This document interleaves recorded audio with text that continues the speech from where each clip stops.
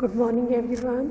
मैं doctor Maya Agarwal, assistant professor SPC pharmacology HP. आज का मेरा टॉपिक है बीमा योग्य हित का सिद्धांत। जैसा कि हम सभी जानते हैं, बीमा कुछ सिद्धांतों पर आधारित है। इन सिद्धांतों के आधार पर कार्य करते हुए बीमा को कार्य करना होता है। इससे पूर्व में हम बीमा का परम विश्वास के सिद्धांत के बारे में देख चुके हैं। आज हमारा जो टॉपिक है वो बीमा योग्य हित का सिद्धांत। तो बीमा योग्य हित का सिद्धांत अगर हम देखें तो ये बीमा के क्षेत्र में महत्वपूर्ण स्थान रखता है, क्योंकि ये सिद्धांत कहता है कि बीमा की विषय वस्तु में बीमित का बीमा योग्य हित होना चाहिए। या हम सरल शब्दों में कहें, यदि बीमा की विषय वस्तुओं की सुरक्षा से बीमित को आर्थिक लाभ सुरक्षा मिलती है अथवा उसे हानि होने पर बीमित को भी हानि या आर्थिक नुकसान की आशंका पड़ती है तो उसे हम बीमा योग्य हित माना जाएगा। अब हम देखते हैं बीमा योग्य हित की कुछ परिभाषाएं। अलग अलग विद्वानों ने अलग अलग दृष्टिकोण को ध्यान में रखते हुए बीमा की परिभाषाएं दी है। तो सर्वप्रथम हम देखें रीगल तथा मिलर क्या कहते हैं। उनके अनुसार बीमा योग्य हित उस प्रकृति का हित होता है जिसमें बीमाकृत घटना के घटित होने से संपत्ति के धारक को आर्थिक क्षति पहुंचेगी। यानी बीमा अगर उसने नहीं करवा रखा है तो किसी संपत्ति की अगर हानि होती है तो उससे आर्थिक क्षति पहुंचने की संभावना होती है, उसे बीमा योग्य हित माना जाएगा। इसी तरह से अगर हम देखें तो मेहर तथा कैमे कहते हैं कि बीमा योग्य हित को संपत्ति बीमा एवं जीवन बीमा दानों के संदर्भ में परिभाषित किया गया है। यानी संपत्ति बीमा में भी और जीवन बीमा में भी बीमा योग्य हित होना अनिवार्य माना गया है, क्योंकि संपत्ति बीमा में बीमा योग्य हित किसी कानूनी अधिकार के आधार पर किसी भी संपत्ति की सुरक्षा में कोई वित्तीय हित माना गया है, जबकि बीमा योग्य हित बीमित व्यक्ति की मृत्यु से होने वाली एक उचित अनुमानित वित्तीय हानि को माना गया है। तो इस प्रकार अगर हम देखें कि बीमा योग्य हित से आशय बीमा की विषय वस्तु में बीमित के उस आर्थिक हित से लगाया जाता है जिससे कि बीमा की विषय वस्तु की सुरक्षा से उसे आर्थिक लाभ होता है तथा हानि की स्थिति में उसे आर्थिक होने की संभावना होती है अथवा उसका आर्थिक दायित्व बढ़ जाता है, तो उसे हम बीमा योग्य हित माना जाएगा।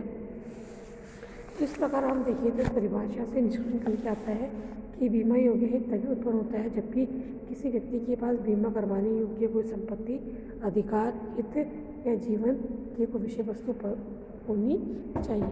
दूसरी बात, इनमें से किसी का भी बीमा करवाया जाए, यानी जब इनमें बीमा करवाएंगे तभी बीमा योग्य हित उत्पन्न होगा। इसी प्रकार अगर हम देखिए बीमाकृत घटना के घटित होने से बीमित को हानि या क्षति होने का दायित्व उत्पन्न होने की संभावना हो तभी बीमा योग्य हित माना जाएगा। इसी प्रकार अगर हम देखें तो बीमा योग्य हित उन स्थितियों में माना जाएगा जबकि बीमित को अगर संपत्ति से आर्थिक लाभ होता है तो बीमा योग्य हित उसका लाभ जुड़ा हुआ है। बीमा की विषय वस्तु में बीमित का आर्थिक हित हो, यानी उसके नष्ट होने से उसे आर्थिक हानि तथा सुरक्षित होने से उसे यदि आर्थिक सुरक्षा प्राप्त होती है तो उसे बीमा योग्य हित माना जाता है।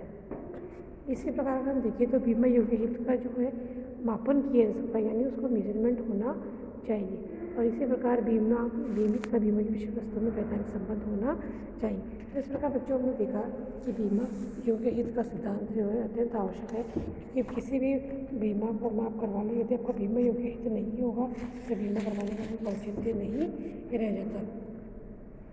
तो अगर बीमा योग्य हित की बात करें तो जीवन बीमा में व्यक्ति का बीमा योग्य हित है। यदि किसी व्यक्ति की पारिवारिक सदस्य की मृत्यु हो जाती है तो उसका बीमा योग्य हित क्या है बच्चों, कि उसकी आर्थिक हित से जुड़ा हुआ। यदि व्यक्ति की मृत्यु हो जाएगी तो परिवार के लिए आर्थिक संकट उत्पन्न हो जाएगा, उनके आय का साधन स्रोत चला गया है, तो किस प्रकार उनका जीवन निर्वाह होगा, तो ये उसके लिए बीमा योग्य हित माना जाएगा उसके जीवन के अंतर्गत। तो बीमा योग्य हित जब भी हम बीमा करवाते हैं तो उस समय बीमा योग्य हित होना अनिवार्य है। जो व्यक्ति का जीवन बीमा करवाएंगे तो व्यक्ति के जीवन बीमा करवाते समय उसका बीमा योग्य हित होना आवश्यक है।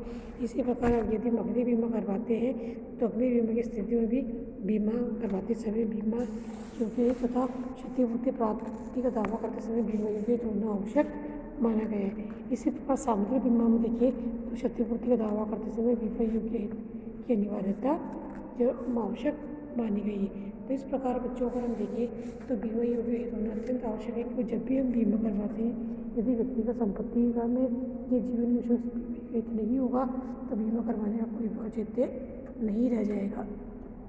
एक व्यक्ति बीमा तभी करवाएगा जबकि उस संपत्ति की होने से उससे आर्थिक लाभ अथवा उसकी हानि होने से उसे आर्थिक हानि होगी। तो इस प्रकार बीमा योग्य हित बीमित के साथ जुड़ा हुआ है और प्रत्येक स्थिति में बीमा योग्य हित होना व्यक्ति के लिए अनिवार्य है, तभी बीमा की उपयोगिता सिद्ध होगी।